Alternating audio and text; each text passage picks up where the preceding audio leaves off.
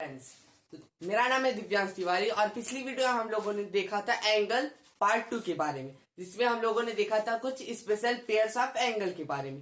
इस वीडियो में हम लोग देखेंगे ट्रांसवर्सल लाइन के बारे में। ट्रांसवर्सल लाइन किसे कहते हैं? A line that intersect two or more lines at distinct point is this called transversal line. एक लाइन जो कि इंटरसेक्ट करती है दो या दो से ज्यादा लाइंस को एक पॉइंट पे, उसे कहते हैं ट्रांसवर्सल लाइन। एक पॉइंट, तो जैसे कि ये है, यहाँ पे एक लाइन है एल और एक लाइन है एम। अब यहाँ पे ये जो लाइन पी है वो इन दोनों को इंटरसेक्ट कर रही है, इसी कहते हैं ट्रांसवर्सल लाइन। इसमें हो गया दो पार्ट, एक इंटीरियर पार्ट हो गया, एक एक्सटीरियर पार्ट हो गया। अब इसमें एक ये पॉइंट हो गया, ये कटिंग पॉइंट हो गया, एक ये इंटरसेक्टिंग पॉइंट हो गया ना। अब उसके बाद हम लोग देखते हैं angles made by a transversal line. तो इसमें एक लाइन है ई और दूसरी लाइन है एफ, जिसको लाइन जी कट कर रही है। इसमें टोटल 8 एंगल बनते हैं। एक पहला first, second, third, fourth, fifth, six, seventh and 8, total 8 angle बनते हैं। ये इसका एक्सटीरियर पार्ट हो गया, ये इंटीरियर पार्ट हो गया और ये भी एक्सटीरियर पार्ट हो गया।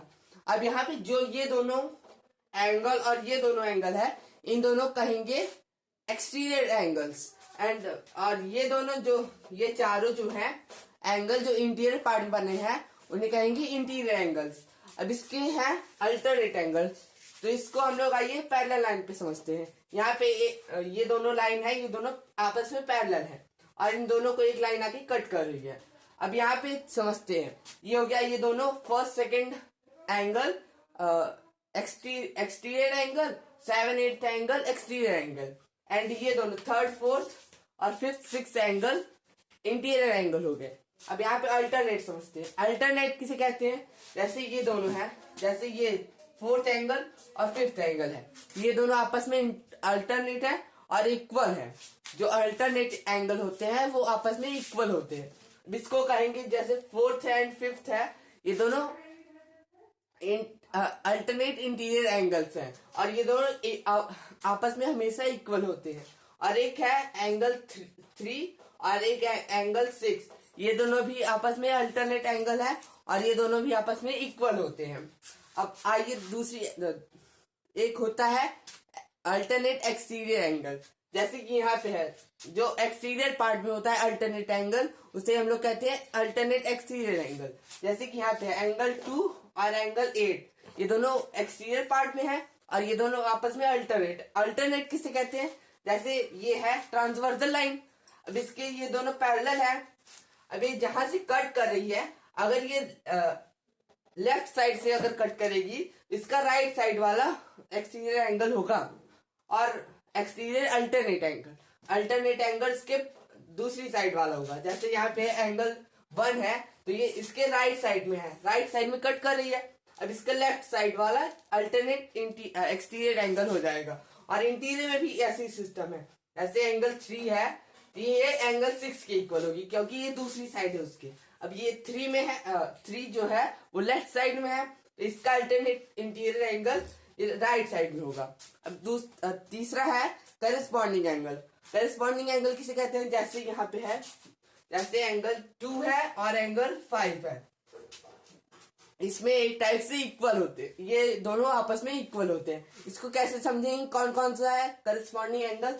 जैसे इसमें है एंगल 2 और एंगल 5, तो एंगल 2 और एंगल 5 कैसे है? जैसे ये एक ट्रांसवर्सल लाइन है, अब इसके लेफ्ट साइड और ये पैरेलल लाइन के टॉप पे, जैसे ये पहली पैरेलल लाइन है, इसके ऊपर ये एंगल 2, सिंपल से मैं भाषा समझा रहा हूं आपको।